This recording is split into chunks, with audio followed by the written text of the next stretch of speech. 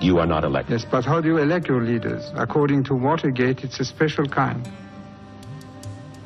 You will acknowledge that the United States is a much more democratic society than in Iran. Than your own, than Iran. Yes, but what do you mean by democracy? Again, I mean freedom of thought. I mean freedom of expression. To what extent? To what extent? I mean electing leaders. I mean opposition. To what extent? Well, to what extent? Yes, to what extent? If it is a self-destructive, masochist kind of thing that will permit you all kind of fraud and corruption, you have it. A permissive democracy.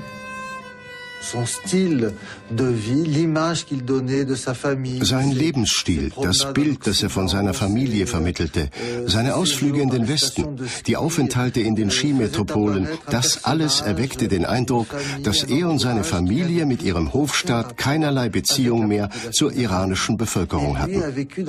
Bauern, die ihm die Hand küssten, wurden beiseite geschoben. Dabei hielt er sich für so beliebt. Ich glaube, wir erlagen einem trügerischen Gefühl von Sicherheit und Stabilität. Denken Sie nur an die Rede, die Jimmy Carter noch am 1. Januar 1978 hielt. Iran, because of the great leadership of the Shah, is an island of stability in one of the more troubled areas of the world. Und Ende 1978 war alles vorbei. Das zwischen einem Herrscher und seinem Volk so wichtige Band war zerrissen.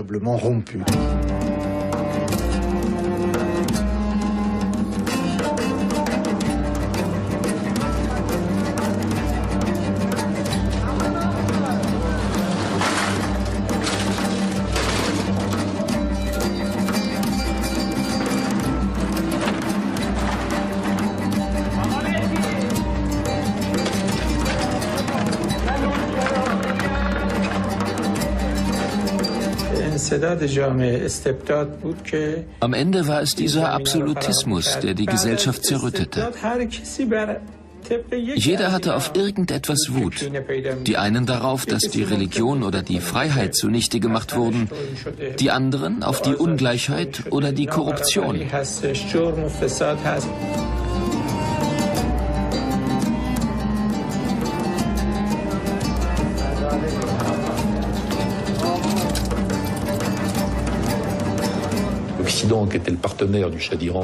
Der Westen als Partner des Schahs hat ihn nicht zu Zugeständnissen bewegen können. Politische Meinungsfreiheit etwa oder eine konstitutionelle Monarchie. Dann hätten sich die Iraner vielleicht nicht Ayatollah Khomeini zugewandt. Figurez-vous un peu de ce qui se passerait si l'Iran adoptait une attitude non amicale avec les pays de l'Ouest, disons.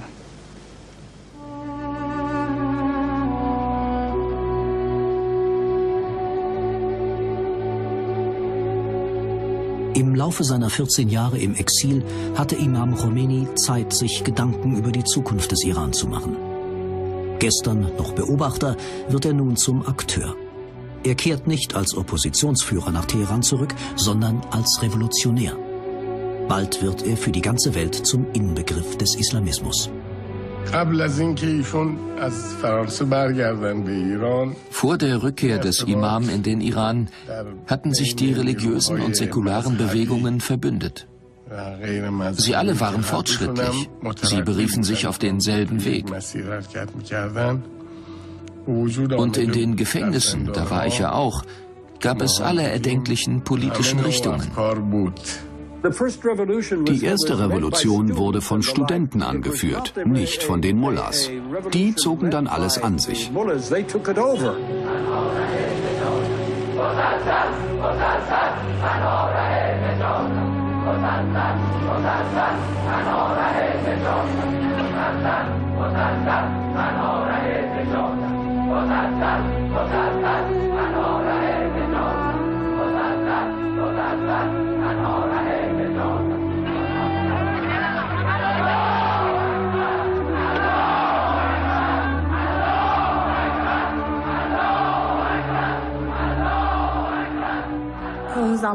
Damals hörten wir viel von Aktivisten, die sich gegen die Herrschaft des Schahs engagierten. Wir hörten, dass sie verhaftet und gefoltert wurden. Are you satisfied with the methods which SAVAK uses to get confessions and to get convictions? Because they're also very much criticized. They are improving more and more every day. You have been accused of torturing people too in the UK. We're not proud of it. Well, Beim Schah-Regime war nicht davon auszugehen, dass es mit sich reden ließ und in der Lage war, die Reformen durchzuführen, die sich das Volk ersehnte. Mais vous considérez systématiquement toute opposition à votre personne, à votre régime? Pas du tout, je parle simplement du marxisme, soi-disant marxisme. Parce qu'il existe à notre connaissance en tout cas une opposition religieuse assez forte aussi. Non, ça c'est pas sérieux. Der Schah hat sich vom Spiel zwischen Moskau und Washington blenden lassen und sieht nicht, dass die Welt aus den Fugen geraten ist. Von nun an wird jede Revolution im Iran oder sonst wo im Nahen Osten religiös sein.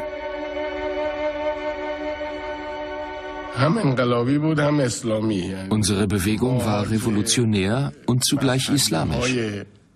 Für uns Religiöse, die wir dem Imam folgten, war es eine Revolution gegen den Despotismus auf der Grundlage des Islam.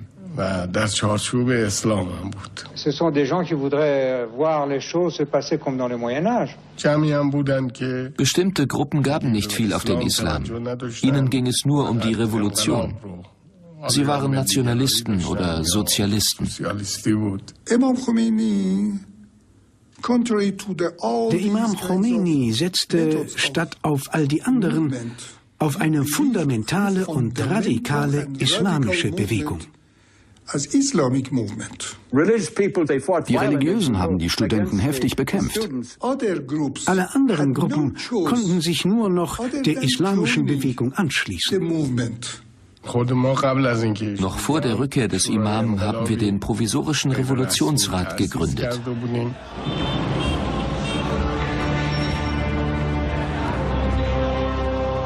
Am 7. September 1978 fordern Demonstranten erstmals, der Schah solle abtreten und Imam Khomeini solle zurückkehren. Am Abend wird eine Ausgangssperre verhängt und am nächsten Tag, es ist Freitag, der 8. September, feuert die Armee in die Menge, die sich auf dem Jaleh-Platz versammelt hat.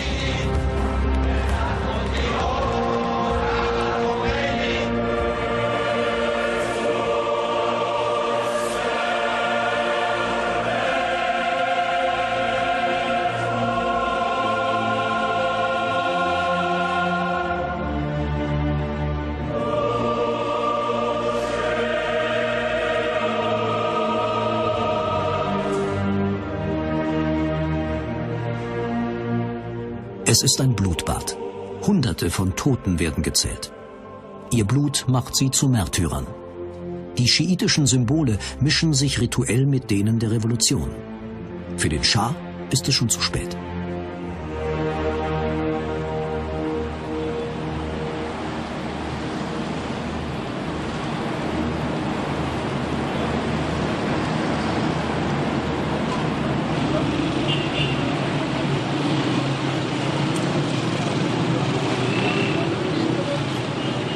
Naturellement, il faut aller vers une démocratisation.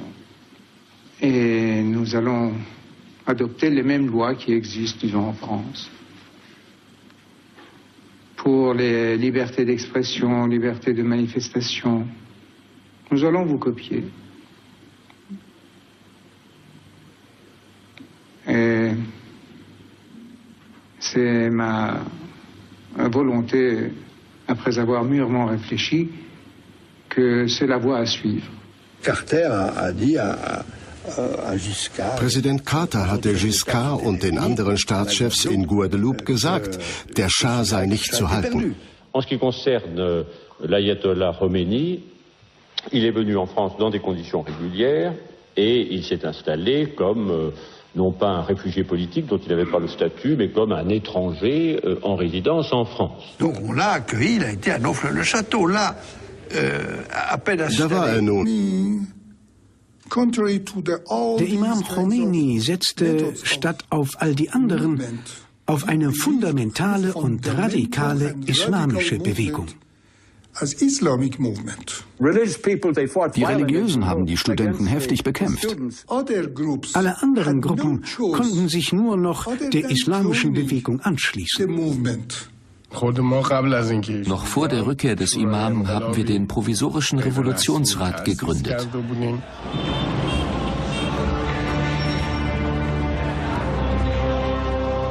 Am 7. September 1978 fordern Demonstranten erstmals, der Schah solle abtreten und Imam Khomeini solle zurückkehren. Am Abend wird eine Ausgangssperre verhängt und am nächsten Tag, es ist Freitag, der 8. September, feuert die Armee in die Menge, die sich auf dem Jaleh-Platz versammelt hat.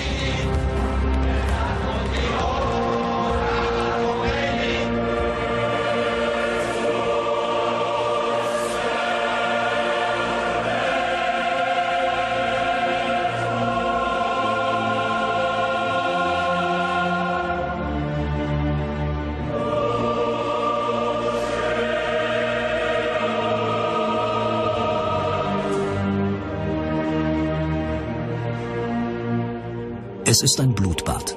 Hunderte von Toten werden gezählt. Ihr Blut macht sie zu Märtyrern. Die schiitischen Symbole mischen sich rituell mit denen der Revolution. Für den Schah ist es schon zu spät.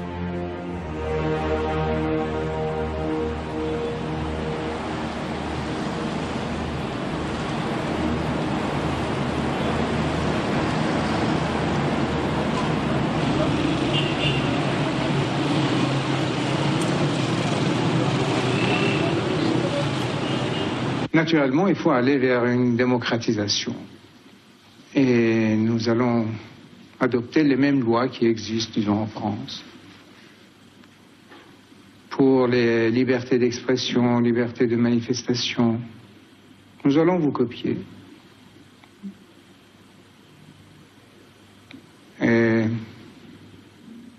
c'est ma volonté, après avoir mûrement réfléchi, que c'est la voie à suivre. Präsident Carter hatte Giscard und den anderen Staatschefs in Guadeloupe gesagt, der Schah sei nicht zu halten. En ce qui concerne l'ayatollah Khomeini, il est venu en France dans des conditions régulières et il s'est installé comme non pas un réfugié politique dont il n'avait pas le statut, mais comme un étranger en résidence en France. Donc on l'a accueilli, il a été à Neaufle-le-Château, là. Proud of it. Wow. Beim Schah-Regime war nicht davon auszugehen, dass es mit sich reden ließ und in der Lage war, die Reformen durchzuführen, die sich das Volk ersehnte. Mais vous considérez systématiquement toute opposition à votre personne, à votre régime? Pas du tout, je parle simplement du marxisme, soi-disant marxisme. Parce qu'il existe à notre connaissance en tout cas une opposition religieuse assez forte aussi. Non, ça c'est pas sérieux. Der Schah hat sich vom Spiel zwischen Moskau und Washington blenden lassen und sieht nicht, dass die Welt aus den Fugen geraten ist. Von nun an wird jede Revolution im Iran oder sonst wo im Nahen Osten religiös sein.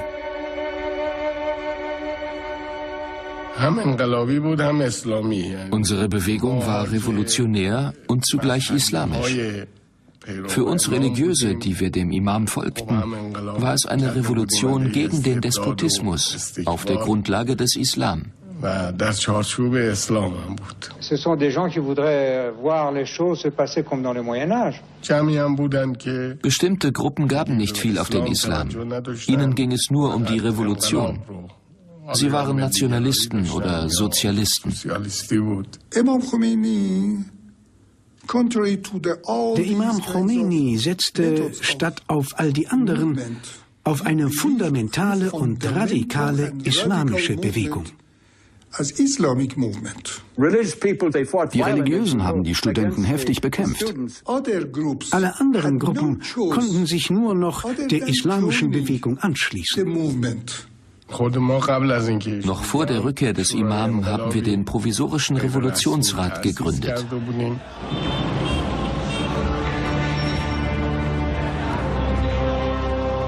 Am 7. September 1978 fordern Demonstranten erstmals, der Schah solle abtreten und Imam Khomeini solle zurückkehren.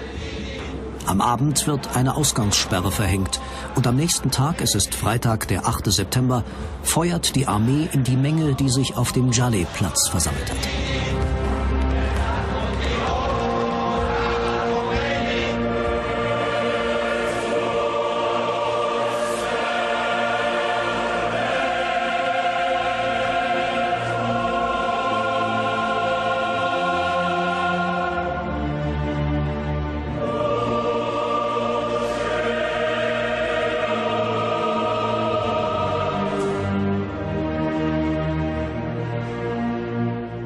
Es ist ein Blutbad.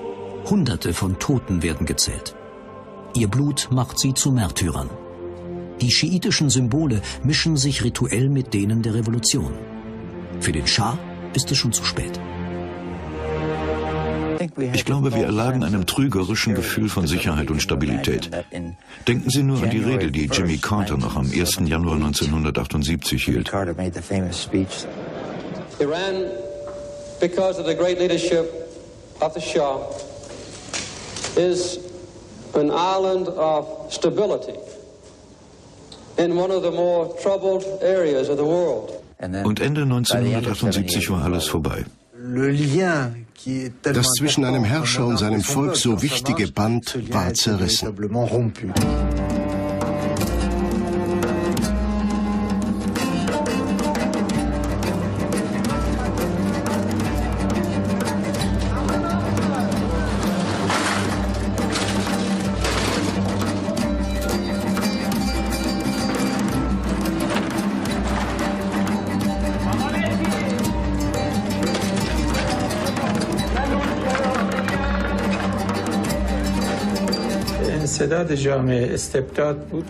Am Ende war es dieser Absolutismus, der die Gesellschaft zerrüttete.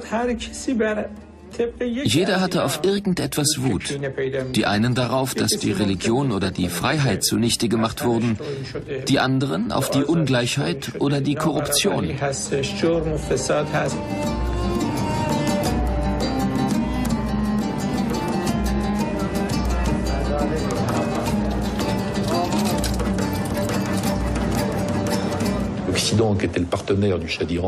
Der Westen als Partner des Schahs hat ihn nicht zu Zugeständnissen bewegen können, politische Meinungsfreiheit etwa oder eine konstitutionelle Monarchie.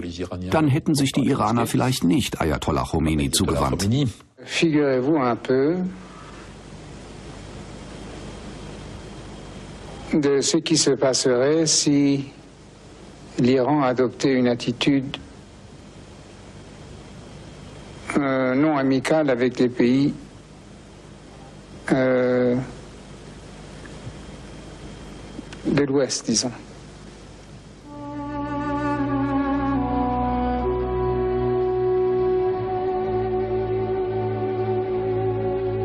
Im Laufe seiner 14 Jahre im Exil hatte Imam Khomeini Zeit, sich Gedanken über die Zukunft des Iran zu machen.